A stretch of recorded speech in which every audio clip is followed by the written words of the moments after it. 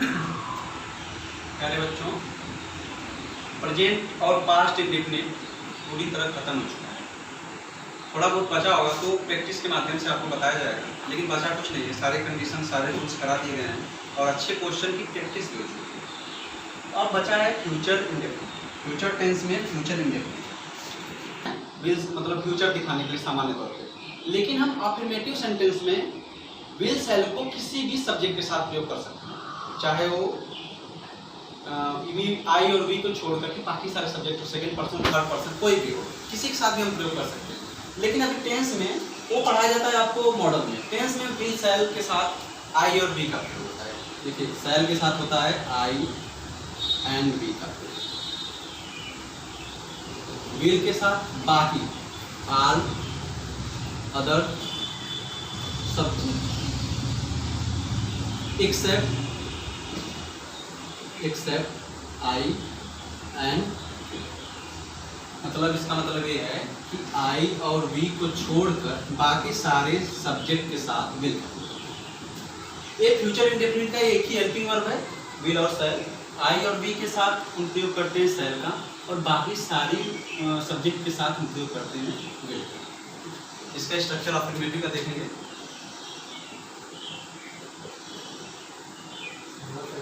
पहले आएगा अच्छे सब्जेक्ट, जैसा कि आता रहा है। विल सेल में से कोई एक चूज करेंगे कंडीशन के अनुसार, यहाँ बताया गया है। फिर इसके बाद विल सेल के साथ ये मॉडल है, और हमेशा इसके साथ वर्ब की फर्स्ट फॉर्म आती है, वर्ब की फर्स्ट फॉर्म। इसके बाद आएगा मेरे प्यारे बच्चे ऑब्जेक्ट, इसके बाद अदर वर्ड्स एक्सेप्ट्रा जिसे बोलते हैं। ठीक है, देखिए विल सेल फ्यूचर इंडेफिनिट का प्रयोग करते कहाँ है? जब कार्य का होना भविष्य काल में पाया जाए, यानी फ्यूचर में पाया जाए। जब कार्य का होना फ्यूचर में हो, यानी भविष्य में हो, कोई कार्य प्लेस हो, मतलब किसमें? भविष्य में, तब हम इसका यूज करते हैं। और इसके लिए हिंदी में आता है, पहचान में करेंगे गा, गी तथा गे। वाक्य के अंत में गा, गी और गे आए। अगर हिंदी वाक्य के अंत में गा, गी, गे आए, या आपका ऐसा डिनोट हो रहा है कि वाक्य का होना यानी कार्य का होना वो किसमें है? फ्यूचर टेंस में, तो हम करेंगे विल सेल का प्रयोग, यानी सिस्टर का। हम कुछ एग्जांपल देखेंगे। देखिए, पहचान दो ही है। अगर वाक्य का होना या कार्य का होना भविष्य काल में हो, यानी फ्यूचर में हो, तो हम करेंगे फ्यूचर इंडेफिनिट का प्रयोग या फ्यूचर टेंस का प्रयोग। या हिंदी वाक्य के अंत में गा, गी, गे ये शब्द मिले, तब हम करेंगे फ्यूचर टेंस का प्रयोग। राकेश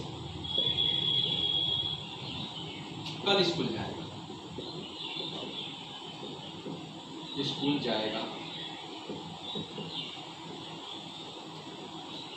देखिए, जैसे कि देख पा रहे हैं कि यहाँ पे गा सेंस भी मिला है। राकेश के स्कूल जाने का कल होगा, यानी कल आने वाले कल फ्यूचर में होगा, तो हम फ्यूचर में होगा।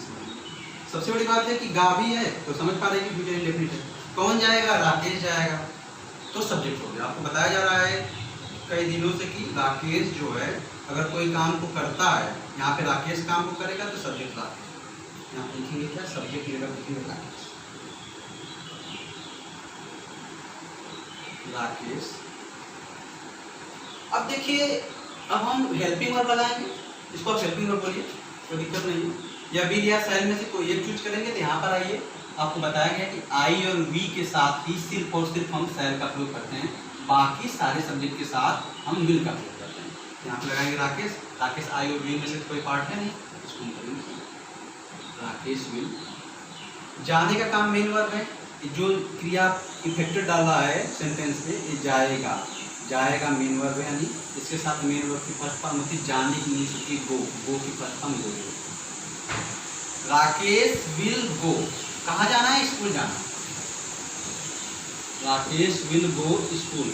देखिए, हमको स्कूल जाना हो या किसी को स्कूल जाना हो या कोई भी डेस्टिनेशन तक पहुंचना है, तब उससे पहले प्रीपोजिशन का प्रयोग करते हैं टू। ये प्रीपोजिशन। अब वाक्य पूरी तरह सही हो गया। इसको बोलेंगे Rakesh will go to school. हाँ, एक चीज छूट रहा है।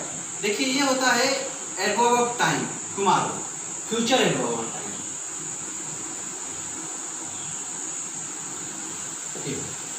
अब वाक्य पूरी तरह कंप्लीट होगा, यानी Rakesh will go to school tomorrow. अब समझ पा रहे हो सब्जेक्ट क्या होता है, वर्ब क्या होता है, ऑब्जेक्ट क्या होता है और अदर वर्ड क्या होता है। अगर अदर वर्ड में हम रख ले तो इसलिए अदर वर्ड बताया नहीं से। आगे देखिए, महिमा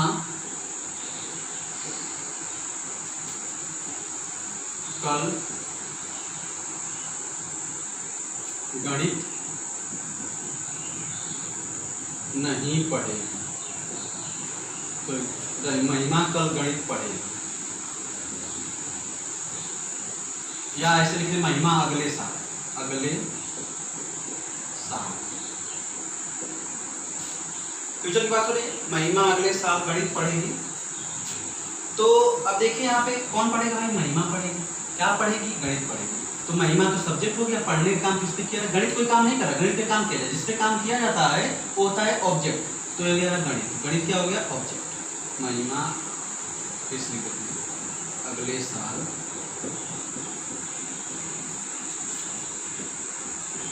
गणित पढ़ेगी। तो वही है कि ये ऑब्जेक्ट हो गया, गणित पढ़ने का काम किसी विषय का नाम है। एक्चुअल में तो नाउन है, नाउन प्रोनाउन जो होता है सब्जेक्ट ऑब्जेक्ट दोनों यूज होता है। ये भी नाम है, महिमा नाउन है। चलिए देखते हैं सब्जेक्ट काम को कौन कर रहा है, महिमा। महिमा ने काम किया, सब्जेक्ट क्या कर पाएगा, महिमा। महिमा अब देखिए फिर महिमा के साथ आई और वी के साथ सेल का प्रयोग होता है, बाकी सारे के साथ विल का प्रयोग होता है। तो हम यहाँ पे करेंगे विल का प्रयोग। महिमा विल क्या पढ़ेगी, पढ़ेगी English read math. Capital letter में लिखेंगे, मैथ्स लिखिए। नेक्स्ट ईयर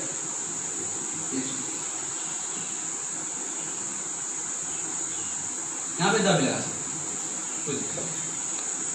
महिमा will read maths the next year. Next राष्ट्रपति कल लोगों को संबोधित करेंगे, संबोधित करेंगे। देखिए नेक्स्ट और टुमारो, ये फ्यूचर एडवर्ब ऑफ टाइम। जैसे कि कभी इंग्लिश सेंटेंस में आप नेक्स्ट या टुमारो का जिक्र हो तो वो फ्यूचर एडवर्ब ऑफ टाइम है, यानी कि वो आने वाले समय का जिक्र कर रहा है। तो यहाँ पे राष्ट्रपति की बात की जा रही है। राष्ट्रपति क्या करेंगे भाई, संशोधन कर, संबोधित करेंगे। किसको करेंगे, लोगों को करेंगे। ठीक है, तो देखिए राष्ट्रपति किसी देश का हो या हमारे देश का राष्ट्रपति है, तो राष्ट्रपति जी हैं, इनके साथ हम द का प्रयोग करते हैं। बाकी पद नाम के साथ हमेशा आर्टिकल द का प्रयोग होता है, लेकिन अगर उसके साथ राष्ट्रपति का नाम भी जिक्र होगा तो हम आर्टिकल द का प्रयोग नहीं करते। यहाँ पे लिखेंगे सिर्फ द प्रेसिडेंट, प्रेसिडेंट। अब देखिए संबोधित करना मेन वर्ब है, लेकिन राष्ट्रपति के संबंध में विल का प्रयोग होगा, क्योंकि आप जानते हैं या हमने बताया आपको कि आई और बी के साथ सेट का प्रयोग होता है। बाकी अन्य सब्जेक्ट के साथ विल का प्रयोग होता है। तो द प्रेसिडेंट विल, संबोधित करने का मीनिंग होती है एड्रेस। एड्रेस किसको संबोधित करेंगे, लोगों को, द पीपुल।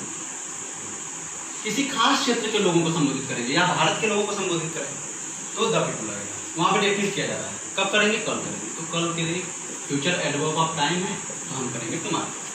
यानी the president will address the people tomorrow. देखिए आगे अगला एग्जाम्पल देखते हैं। हम लोग अगले दिन गाना गाएंगे। देखिए सब्जेक्ट ऑब्जेक्ट पहचानिए जरूर। कौन जो काम को करेगा ना, बस एक ही फंडा है, वो होगा सब्जेक्ट। जो काम किया जाएगा वो होगा गाना के काम किया, गाएंगे हो गया मेन वर्ड, ये अदर वर्ड। इतना पहचाना जरूर। तो अब देखिए सब्जेक्ट आएगा, क्योंकि इसमें 9 नेगेटिव है, 9 नेगेटिव कुछ भी नहीं है, कम करेंगे क्या सब्जेक्ट। सब्जेक्ट की जगह पे हम लोग हैं यानी वी। अब बताएं आई और वी के साथ शैल का प्रयोग है, तो वी शैल। मेन वर्ब क्या है, सिंग। देखिए एक चीज ध्यान जरूर रखिएगा, ये विल और शैल के साथ हमेशा वर्ब की फर्स्ट फॉर्म है। We shall sing a song. अगले दिन नेक्स्ट नेक्स्ट द भी लगा सकते, द ऑर्डिनल एडजेक्टिव है। We shall sing a song the next day, या द नहीं लगाएंगे तो भी कोई दिक्कत नहीं, बच्चों के लिए चल जाता है। आगे देखिए, मैं एक दिन मोहन को पीटूंगा, किसी दिन पीटूंगा, अभी तो पीटा नहीं, आगे वाले दिन पीटूंगा, तो फ्यूचर में हो सकता है काम हो, संभावना रखी जा रही है, तो हम कहेंगे क्या, फ्यूचर इंडेफिनिट बनेगा। तो कौन पीटेगा भाई, आई के साथ हमेशा शैल लगता है, आपको बताया मैंने, आई शैल। पीटने का होता है बीट, फर्स्ट फॉर्म है ना, first form beat, second form beaten, third form beaten. तो आई शैल बीट मोहन। कब पीटूंगा, नेक्स्ट, अगले एक दिन, यानी वन डे। आई शैल बीट मोहन वन डे। हम सब कल दिल्ली जाएंगे, तो जाने का काम कौन करेगा, हम सब करेंगे। कहाँ जाएंगे, दिल्ली जाएंगे। कौन सी क्रिया जाने की है, मेन वर्ब हो गया। कब जाएंगे, कल जाएंगे, फ्यूचर एडवर्ब ऑफ टाइम है, टुमारो का प्रयोग करेंगे, यानी वी शैल, जाने की इंग्लिश होती है गो, शैल के साथ first form go to, destination मैंने बताया इससे कल एग्जाम्पल, दिल्ली, कैपिटल लेटर लिखेंगे क्योंकि प्रॉपर नाउन है, Delhi, we shall go to Delhi tomorrow. देखिए अफर्मेटिव सेंटेंस, कहीं भी आपको देखेंगे एकदम सकारात्मक वाक्य है, कहीं भी निगेटिव या इंट्रोगेटिव ये सब नहीं मिलता है, हम थोड़ी देर बात कराएंगे। निगेटिव देख लीजिए, निगेटिव क्या होता है, एडवर्ब ऑफ निगेशन की बात हो, जहाँ पर नकारात्मक वाक्य हो, नकारात्मक वाक्य करते हैं। इसका स्ट्रक्चर है सब्जेक्ट, पानी दे रहे हैं, पानी, विल ऑब्लिक शैल, मतलब दोनों में से एक, ठीक है, पानी प्लस वर्ब की फर्स्ट फॉर्म प्लस ऑब्जेक्ट और plus other. Subject will shell not, verb की फर्स्ट फॉर्म, ऑब्जेक्ट और एक्सेप्ट यानी अदर वर्ड्स। एग्जाम्पल देखते हैं हम लोग, जैसे कि हम लोग कल विद्यालय, हम लोग कल विद्यालय नहीं जाएंगे।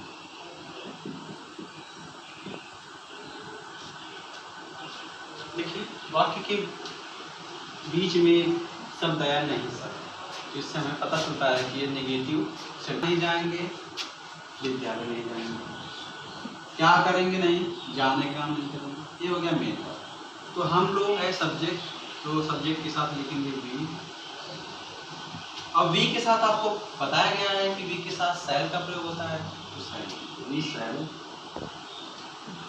अब अगर नॉट है तो बीच में, सॉरी नहीं है तो बीच में नॉट का प्रयोग करेंगे, वी शैल नॉट।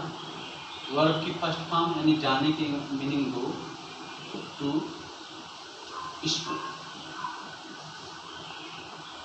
टुमारो, कल जाएंगे तो लास्ट में। देखिए ए टुमारो उठा करके आप वाक्य के प्रारंभ में भी लगा दे, स्टार्ट में, कोई समस्या नहीं है, क्योंकि पूरे के पूरे सेंटेंस को क्वालिफाई कर रहा है, तो बाद में लगाया पहले लगाया फर्क नहीं पड़ता। आगे देखेंगे,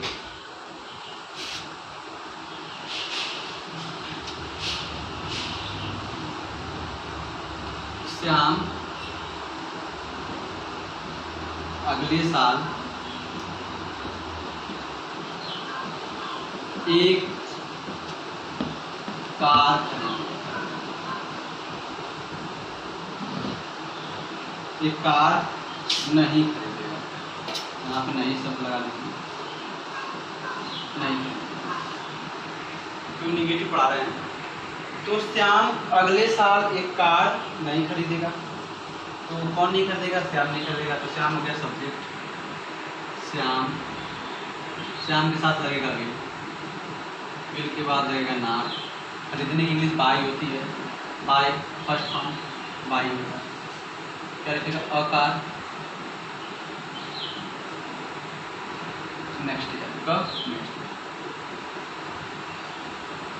इसको हम यहाँ पर भी कर सकते, हिंदी वाक्य में अगले साल यहाँ पर भी कर देते हैं, कोई दिक्कत नहीं। अगले साल श्याम एक कार नहीं खरीदेगा, या श्याम अगले साल एक कार नहीं खरीदेगा, तो दोनों सेंटेंस में कोई दिक्कत नहीं है, जैसे बना, चाहे लास्ट नेक्स्ट ईयर को यहाँ करिए, नेक्स्ट ईयर को वहाँ कर दीजिए, कोई बात नहीं।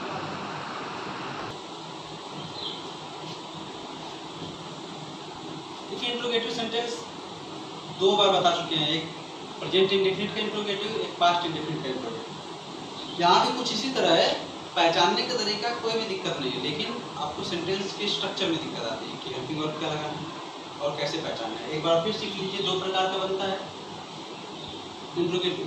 एक जो जिस वाक्य में या जिस वाक्य का आंसर हम हाँ या ना में देते हैं, यस या नो।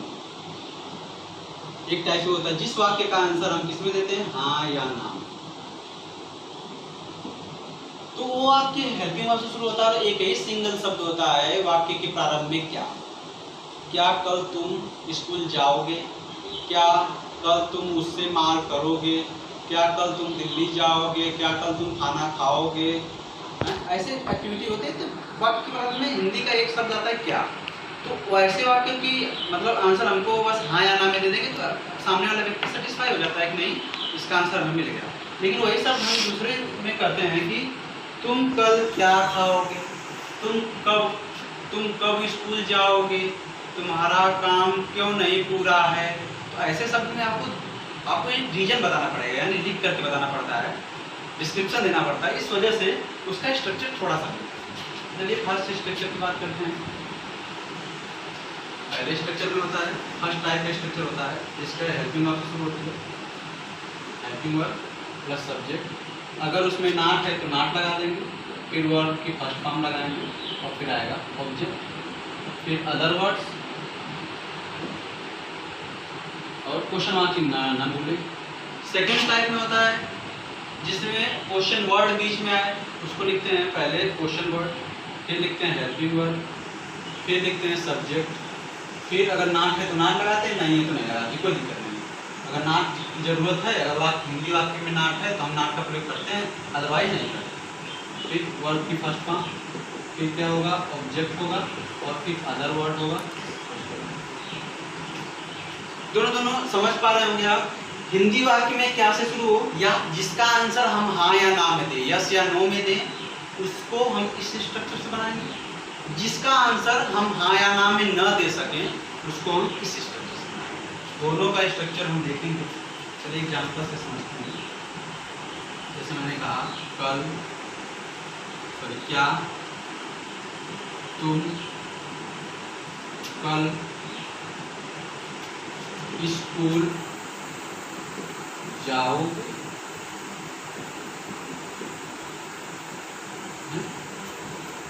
या क्या तुम कल स्कूल जाओगे, तो आप लगाएंगे, देखिए आप बता देंगे ऐसे कि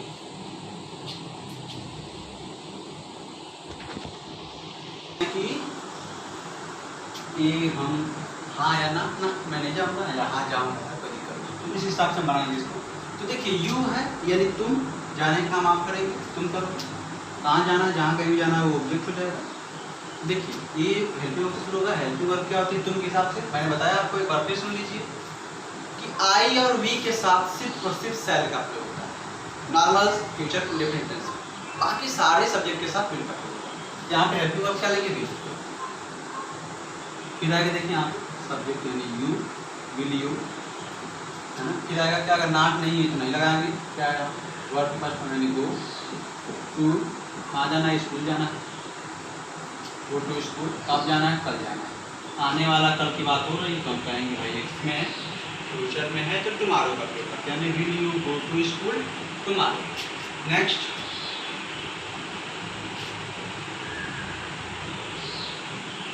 क्या राम आम नहीं खाएगा, नहीं खाएगा। देखिए एक वाक्य आ गया, क्या राम आम नहीं खाएगा। तो हम कह रहे थे कि खाने का काम मेन वर्ब है। क्या खाएगा, आम खाएगा। आम तो काम कर नहीं रहा है, इस पे काम किया जाएगा, जिस पे हम काम करेंगे वो आएगा ऑब्जेक्ट। राम करेगा, राम होगा सब्जेक्ट में। क्या शब्द से शुरू है, हेल्पिंग वर्ब से शुरू होगा, राम है थर्ड पर्सन यानी सिंगुलर, यानी आई और वी को छोड़ करके यानी विल लगेगा। क्या लगेगा, विल राम। किसी का नाम है तो कैपिटल टू प्रॉपर नाम होता है, राम अब देखिए यहाँ पे इसके बाद नाट आएगा, नाट इसमें भी है तो नाट। ईट खाने की मीनिंग होती है ईट, फर्स्ट फॉर्म लगेगा ईट। Mango MAN mango. क्या राम आम नहीं खाएगा, will Ram not eat mango.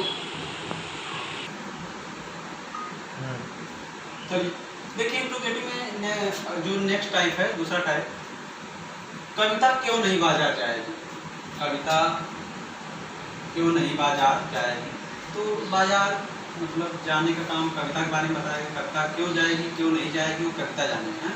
इसका डिस्क्रिप्शन देना हो सकता है उसकी तबीयत खराब, उसके मतलब कर मना कर दूँगी, उसका कोई काम ना हो, इसका जवाब हम हाँ या ना में नहीं दे सकते, इसकी डिस्क्रिप्शन देना पड़ेगा।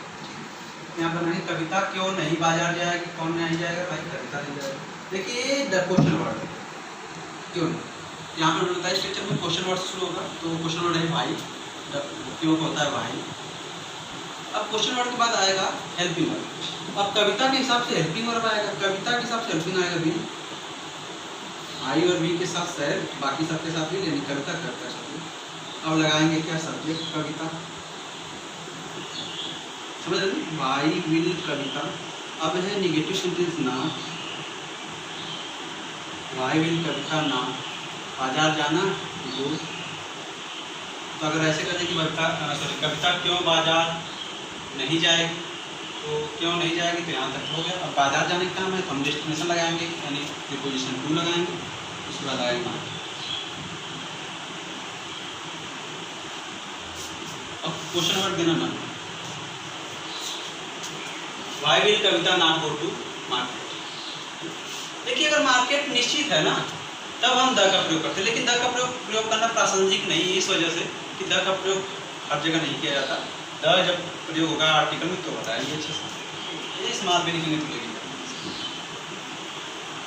राधा कब नाचेगी, भाई टाइम बताना पड़ेगा, आप शाम को नाचेगी, सुबह नाचेगी, नाचेगी ही नहीं, कब नाचेगी, 2 दिन बाद नाचेगी, अगले साल नाचेगी, तो आपको देना पड़ेगा। तो लगाएंगे क्वेश्चन वर्ड लगाएंगे बच्चे हे वेन, राधा के हिसाब से आएगा helping word will. Radha capital में लिखेंगे क्योंकि प्रॉपर नाउन है, किसी का नाम है, प्रॉपर नाउन है। Radha will, when will Radha dance.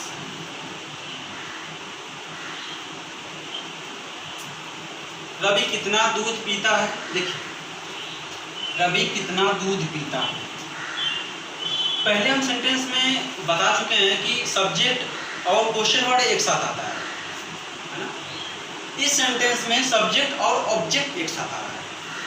जब यह ऐसा सेंटेंस हो कि रवि कितना दूध पीता है ना, तब हम कहेंगे कि देखो पीने का काम तो रवि कर रहा है, ये अलग हो गया, बिल्कुल अलग हो गया। कितना दूध पीता है, अगर हम करें भाई 2 लीटर दूध पीता है, 2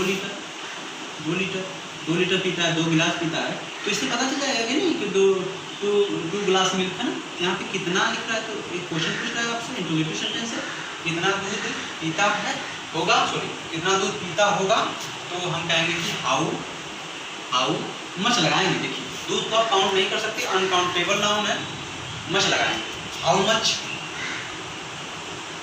अब यहाँ पे मिल्क लगाएंगे, हाउ मच मिल्क। देखिए सब्जेक्ट सॉरी क्वेश्चन वर्ड और ऑब्जेक्ट है ना, दूध कोई काम नहीं कर रहा, दूध पे काम किया जा रहा है। ऐसे स्ट्रक्चर में क्वेश्चन वर्ड और ऑब्जेक्ट साथ में लेके चलते हैं, ठीक है। हाउ मच मिल्क, अब लगाएंगे हेल्पिंग वर्ड क्योंकि भाई क्वेश्चन वर्ड आ गया। मिल्क कौन भी रवि खिलाएगा milk, drink Ravi. How much milk Ravi drink, Ravi कितना दूध पीता होगा या रवि कितना दूध पिएगा, कोई दिक्कत नहीं है, सब सेंटेंस ठीक। तुम कौन सी किताब खरीदोगे, अब देखिए इसमें भी वही बात है कि कौन सी किताब खरीद है, एक सब क्वेश्चन वर्ड और सब ऑब्जेक्ट एक साथ है। देखिए खरीदने का काम तुम करोगे, तो सब्जेक्ट तो बिल्कुल अलग हो गया क्योंकि जो काम वो करता है सब्जेक्ट वही होता है। कहेंगे कि विच बुक, कौन सी किताब मतलब विच बुक, विच बुक। अब देखिए विल, अब सब्जेक्ट लगाएंगे will you buy, which book will you buy, तुम कौन सी किताब खरीदोगे। देखिए फ्यूचर इंडेफिनिट पूरा खत्म हो चुका है, लेकिन ये कुछ अच्छे सेंटेंस है ताकि आप प्रैक्टिस कर सको। कल कुछ बेरोजगार नवयुवक सरकार की रोजगार विरोधी नीतियों का विरोध करेंगे। देखिए फ्यूचर में नवयुवक क्या करेंगे, विरोध करेंगे। विरोध करना यहाँ पे क्या होगा, मेन वर्ब। इसका विरोध करेंगे सरकार की बेरोजगार, चलिए रोजगार नीति रह जाते, बेरोजगार या रोजगार विरोधी नीति। पहले तो समझ लीजिए कि कल से कुछ नहीं होता है, कभी कभी सब्जेक्ट पहले ना करके कुछ और लाने में एडवर्ब पहले आ जाता है। ये होगा आपका सब्जेक्ट। चलिए सब्जेक्ट लिखते हैं, क्योंकि इसमें नेगेटिव नहीं है, अफर्मेटिव सेंटेंस है। सब्जेक्ट लिखते हैं सम, कुछ का सम। बेरोजगार मतलब अनएम्प्लॉयड, अनएम्प्लॉयड।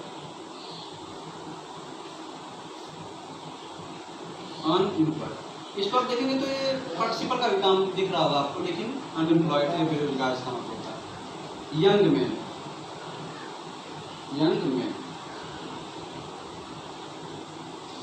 सम अनएम्प्लॉयड यंग मैन। देखिए सम के हिसाब से वर्ब क्या, सॉरी सब्जेक्ट में जो आता है वो क्या होता है, नाउन प्लूरल होता है। यंग मैन लिखेंगे, यंग मैन लिख देंगे तो गलत हो जाएगा। सम अनएम्प्लॉयड मैन और यंग मैन क्या करेंगे भाई, विल। समझ पा रहे हैं कि क्या है, आई और बी को छोड़ करके बाकी जो सब्जेक्ट हैं उनके साथ विल का प्रयोग होता है। तो क्या करेंगे भाई, प्रोटेस्ट करेंगे, विल प्रोटेस्ट। किसका प्रोटेस्ट करेंगे, है ना? कौन करेगा, पहले समझ लीजिए कि some unemployed young man will protest. किसका प्रोटेस्ट करेंगे, सरकार की बेरोजगार, यानी अगेंस्ट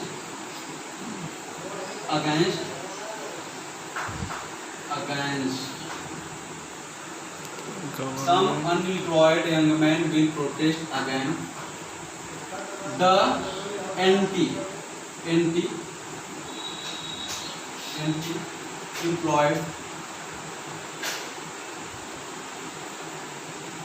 employed policy। ध्यान दीजिएगा, अगर unemployed young men will protest against the anti-employment policy of government तुम्हारा, ये पूरा कंप्लीशन है। सम किस देखिए, some unemployed young man will protest against anti employment policy of government. सरकार की, देखिए यहाँ से सरकार की बेरोजगार मतलब जो रोजगार नीति के विरोध, मतलब ये है उनकी वैसे मेरे को ठीक ठाक। चलिए कुछ सेकंड लगेगा उसी को फिर आगे बढ़ाएंगे। चलिए ये समझ लीजिए, ये जो सब्जेक्ट है सम अनएम्प्लॉयड यंग मैन, इसके साथ बिल लगा। प्रोटेस्ट किसके विरोध में करेंगे, एंटी एम्प्लॉयड पॉलिसी मत करिएगा, द लगा दिया आपने ना, तो पूरा उसको उस विरोधी समुदाय को दिखाने लग रहा है ना, जितनी पॉलिसी सरकार आप गवर्नमेंट टुमारो। तो some unemployed young man will protest against anti employment policy of government tomorrow. अगले वर्ष विश्व बैंक भारत के निरक्षर लोगों को शिक्षित करने के लिए आर्थिक सहायता प्रदान नहीं करेगा। देखिए कौन करेगा भाई, विश्व बैंक नहीं करेगा। क्या नहीं करेगा, आर्थिक सहायता प्रदान करना है, प्रदान करना हो गया मेन वर्ड। क्या नहीं प्रदान करेगा, आर्थिक सहायता प्रदान, ठीक है। बाकी सब इसके लिए भारत के निरक्षर लोगों की शिक्षित करें। देखिए इसमें दो वर्ब है, एक वर्ब जो है फाइनाइट वर्ब है, एक वर्ब है नॉन। शिक्षित करना जो है नॉन फाइनाइट वर्ब है और प्रदान करना जो है फाइनाइट वर्ब। देखिए कैसे भाई, विश्व बैंक, द वर्ल्ड बैंक, देखिए विश्व में व्याप सारी चीजें देखता है the World bank. World bank के साथ जानते हैं आप विल लगाएंगे, विल निगेटिव है तो नॉट लगाएंगे, प्रोवाइड करना है प्रदान करना, प्रोवाइड लगाएंगे। क्या प्रदान करेगा भाई? बस यहाँ पे जैसे ही आप क्वेश्चन कर लीजिए तुरंत, क्या प्रदान करेगा? इकोनॉमिक, यानी आर्थिक सहायता, इकोनॉमिक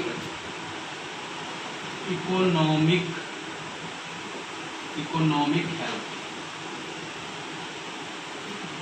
इकोनॉमिक हेल्प क्या करने के लिए? शिक्षित करने के लिए, टू एजुकेट। किसको शिक्षित करना है? भारत के निरक्षर लोगों को, the illiterate people of India,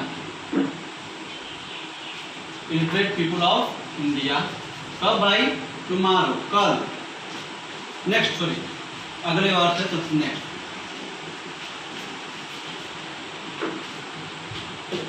फिर से देखिए एक बार। The World Bank will not provide economic help to educate. देखिए इसी को बोले नॉन फाइनाइट वर्ब। ये किसी भी टेंस, किसी भी वर्ब के साथ, किसी भी सब्जेक्ट के होने पर चेंज नहीं होगा। किसको प्रोवाइड करना है? The illiterate people of India, Bharat